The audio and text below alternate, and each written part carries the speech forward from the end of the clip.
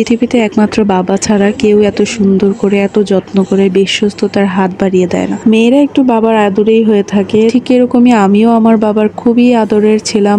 আমার আব্বুর তো পুরা দুনিয়াটাই ছিলাম আমি মুখ দিয়ে যেটা বলতাম আমার আব্বু সবকিছু দুনিয়ার সবকিছু নিয়ে হাজির হয়ে যেত। কখনো ছোটবেলা যদি মুখ দিয়ে একটা জিনিস বলতাম যে আব্বু আমার এই জিনিসটা ভালো লাগছে বা এই জিনিসটা মজা, আমার আব্বু সেটা ঠিক মনে করে করে কমপক্ষে 1 মাস হলেও এই একই জিনিস বারবার বাসায় নিয়ে আসতো। এরকম ঘটনা আমার সঙ্গে আমার ছোটবেলা আমার বাবার সঙ্গে অনেক স্মৃতি আছে।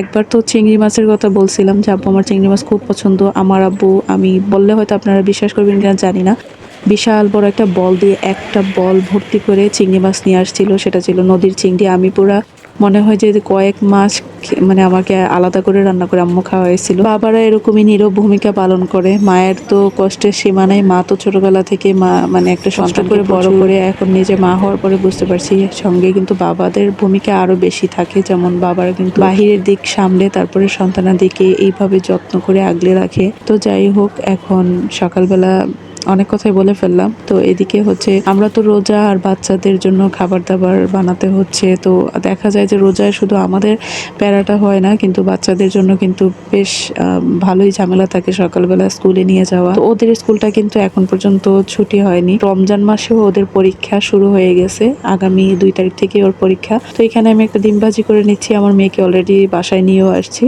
তো স্কুলের টাইম শেষ, এবার মেয়েকে একটু খাওয়াতে হবে। তো সকালেও একবার নাস্তা করিয়ে দিছি, তখন হালকা পাতলা খেয়েছিল।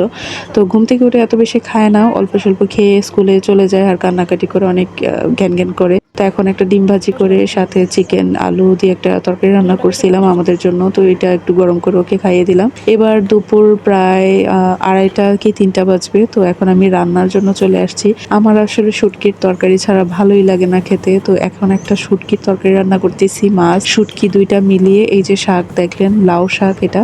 তো লাউ পাতাগুলা তারপর সঙ্গে ছোট্ট করে একটা আলু দিয়ে এভাবে শুটকি রান্না করেছিলাম। আর এটা আপনারা কার কোন অঞ্চলে খেয়ে থাকেন একটু কমেন্ট করে জানাবেন। আমার ছেলেও খুব মাছ ভাজা পছন্দ করে, ওর জন্য একটা মাছ ভাজি করে নিলাম। সারাদিন রোজা রেখে আসলে আমার অন্য কিছু তেলের খাবার এগুলো বেশি ভালো লাগে না। আজকে মনে মনে ভাবতেছি ভাত খেতে পারলে তো সব থেকে ভালো, কিন্তু আমার বাসায় ওই যে সবাই কিন্তু ভাত খাবে না। সবাই বলতে আমরা 3জনই রোজাদার। তো আমার শাশুড়ি, আমি আর আমার হাজবেন্ড।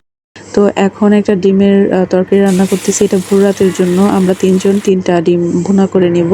এভাবে ভুনা করলে আমার কাছে বেশ ভালো লাগে।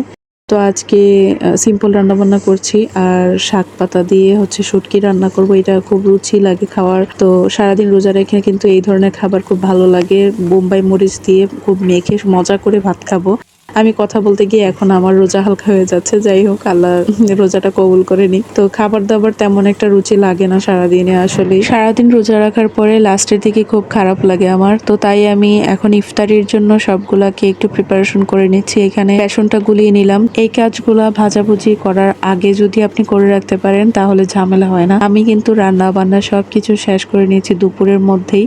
তো আমার আসরের আজান পড়ার আগেই সব কাজ কমপ্লিট করে আমি গুছিয়ে টুছিয়ে সব পরিষ্কার করে রেখে চলে যাব। আমি নামাজ টামাজ শেষ করে তারপরে এসে একদম ভাজাভুজিটা একেবারেই সময়ের কিছুক্ষণ আগে করে নিব। তাহলেই দেখা যাবে যে কাজটা একটু কমে আসে, আর শরীর অনেক দুর্বল হয়ে যায় লাস্টের দিকে। তো এই কষ্টটা আর হবে না।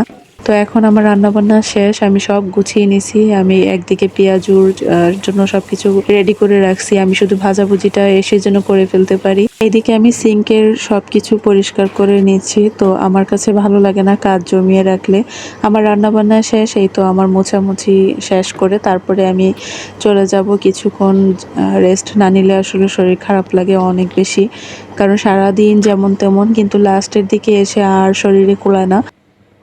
দুপুরের পর থেকে আসলে চাইলেও তেমন রেস্ট নেওয়া যায় না। তো আমি এইদিকে আসরের আজান দেওয়ার পরে নামাজ টামাজ পড়ে চলে আসছি।